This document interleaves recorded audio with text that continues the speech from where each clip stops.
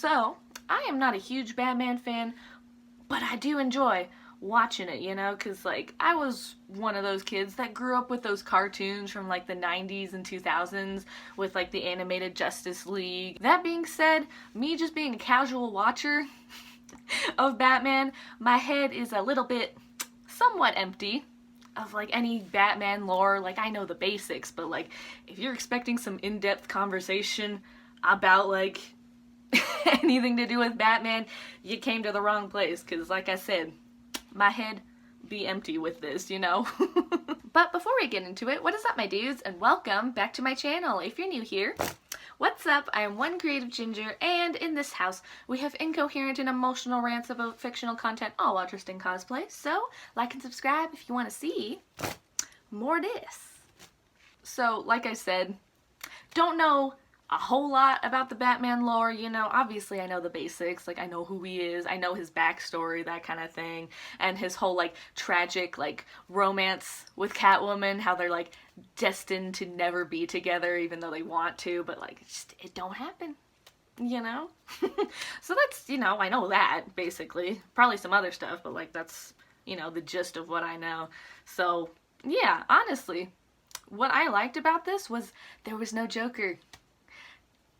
Because a lot of the Batman movies, it always has something to do with the Joker, and, you know, it gets a little bit redundant. It's like you can only do so much when it's just the Joker, so I'm so glad he wasn't really in the picture. You know, he was in prison in that one scene, but, like, that was it.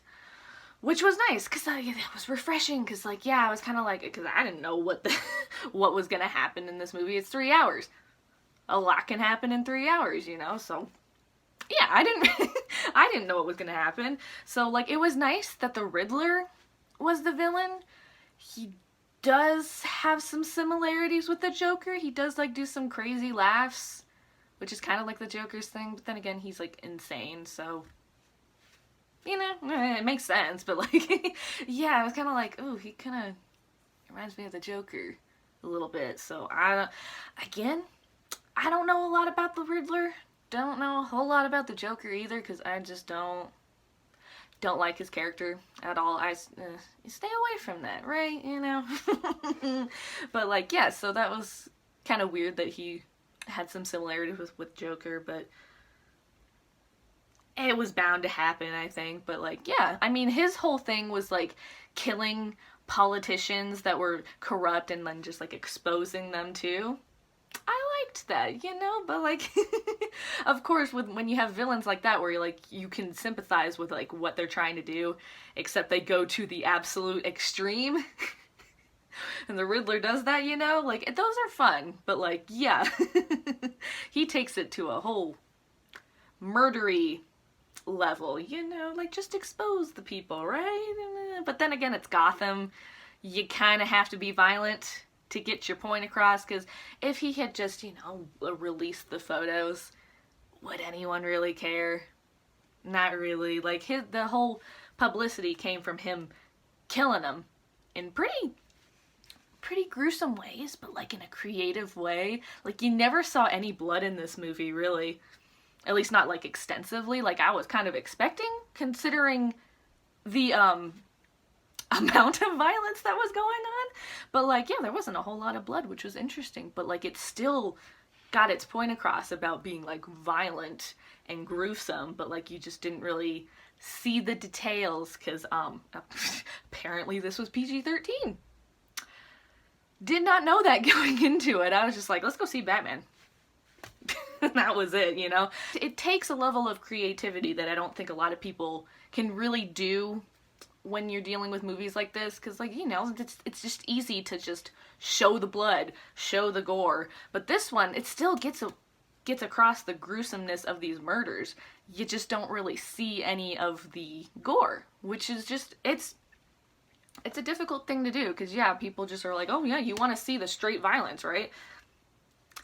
Having it implied, but still having it be gross, too. Like, it was gross. Like, with the duct tape, nasty. The way they treated the gore and the violence in this was just very artistic and creative. Like, you really had to think of a way to like get away with it but have it still be PG-13.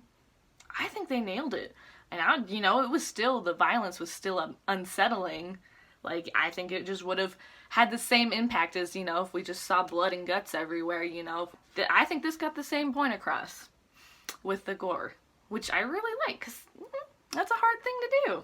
So it was nice to see the detective side of Batman, because I don't think we get to see that a whole lot. At least, that's not what I can remember. I don't think that's like something that people who create Batman stuff, I don't think that's usually a storyline that they go with, because, mysteries are a lot harder to write, like, it's a difficult thing to write. So it was interesting that they went this route, and I think the 3-hour movie slot, I think, helped make it more mysterious and stuff, especially since you had like all these different plot lines going along too. But like, yeah, it was fun to see Batman actually kind of be a detective, and he had those contacts that would like record things. That was an interesting thing to add. I think that was fun, because yeah, he's a billionaire, he's got like all this money to have like these crazy gadgets. Contacts that can record things is a good choice, especially because like he had this whole thing where he's like trying to find like who murdered his parents, because like, that's kind of what he's trying to do, but like, because like at this point he's like not really helping Gotham at all, like, like he's like I'm pretty sure that's his thing. Like, he ends up helping Gotham both as Batman and Bruce Wayne. But like, yeah, it was interesting to see Batman before, like Batman just before he actually does become the Batman that we know today, right? So it was interesting to see the whole time he's just kind of out for himself, and then he has that whole switch where like he helps those people out of the wreckage, as the building's being flooded, right? Like there's like that whole scene where he helps them out, and then he leads them through the water with like a flare. That was a good scene, honestly. But like that definitely like, that's totally the switch between like him being kind of selfish this whole movie to actually starting to help people and trying to help Gotham be better, because like, yeah, it's a goddamn mess this whole time, like, shit. Right? And that car chase that happens, I don't think I've ever seen a car chase that was that good before. Like, that was a lot. Like, like I was wondering why like it was so different to me, because like I was like, oh, it's just, a car chase, but why does this feel different?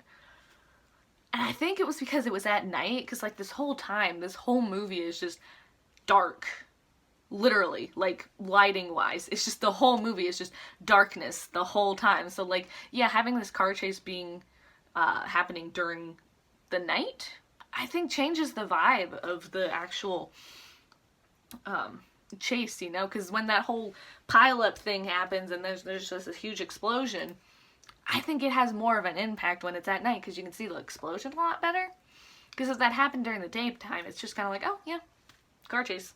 And of course the Penguin, I thought he was funny, like he was kind of the comic relief, but like sort of an antagonist as well, but like not super, like he wasn't like a problem really, but he was fun to see. Like having another Batman villain in there was nice to see. I liked that. And of course Catwoman looked amazing, and I love how like she had wigs that she was wearing. Like she had like a ton of wigs that she was wearing to like the club that she worked at, I thought that was interesting, but also smart considering what club she was at, right? So like, yeah, but yeah, I really liked her. I think she did a great job, especially that whole scene where like Batman like tells her like to like look at him because he's checking the contacts, but she thinks she's gonna get a kiss. But when he doesn't kiss her, she's like so offended by that. I just liked that scene. I thought that was cute. But like again, like her and Batman's tragic relationship and romance, oh, it's so good. It's painful, but you'll love to see it because it hurts in the best way, right? But yeah, oh. And then Of course, the Riddler, he was creepy. That actor did a good job with making him creepy, right? But he technically won in the end, which I don't see a lot of villains winning at the end, because like his whole thing was to like flood Gotham City, and also like he had that cult following that was gonna like kill a bunch of people with guns, you know, but like Batman thwarted that. He didn't thwart the flooding though, but he did help out, which was nice. But yeah, it was interesting because like, yeah, Riddler technically wins, but not really, you know.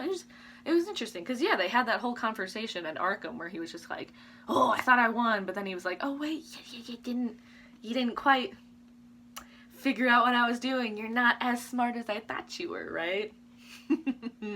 Because Batman didn't figure out the whole flooding thing, right? So it was interesting because yeah, he kind of won, kind of didn't.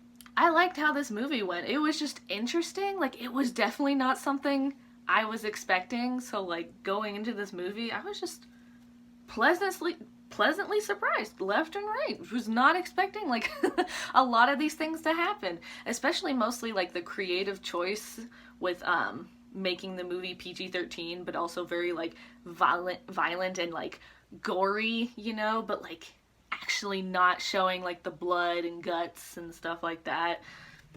It was nice. It was interesting to see that, because you don't see gory violence in PG-13 movies because it's gory violence, but like they were able to put it in because of the creative choices that they chose to do. So I was very pleasantly surprised with that. But like also seeing Batman before he was the Batman we know today, very fun to see, because again, we don't see that a whole lot, especially with like the villain technically winning as well. Like that was really fun to see too.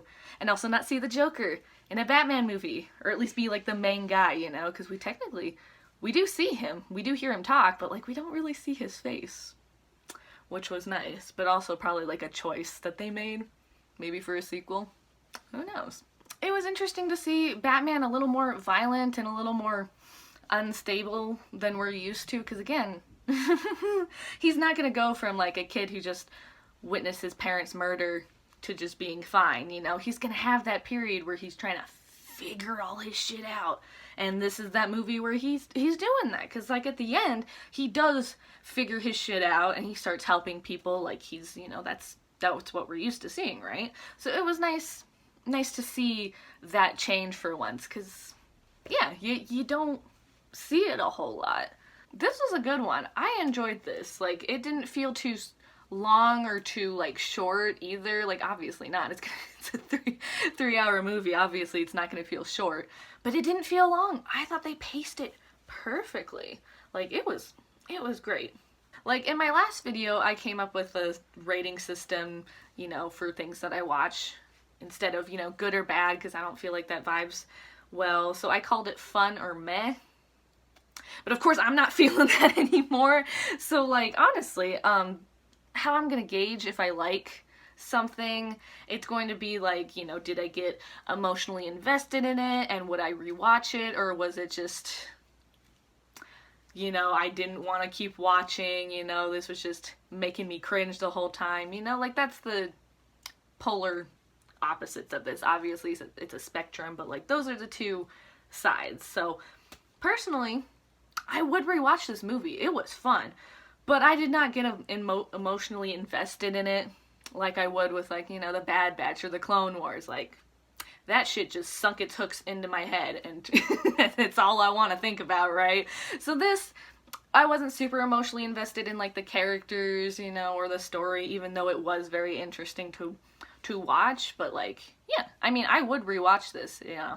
It just didn't sink its hooks in there, doesn't have a death grip on my brain, you know. So like, you know, it's not Clone Wars Bad Batch level, but like it definitely is one of those movies that I would want to watch again, or, you know, own on DVD.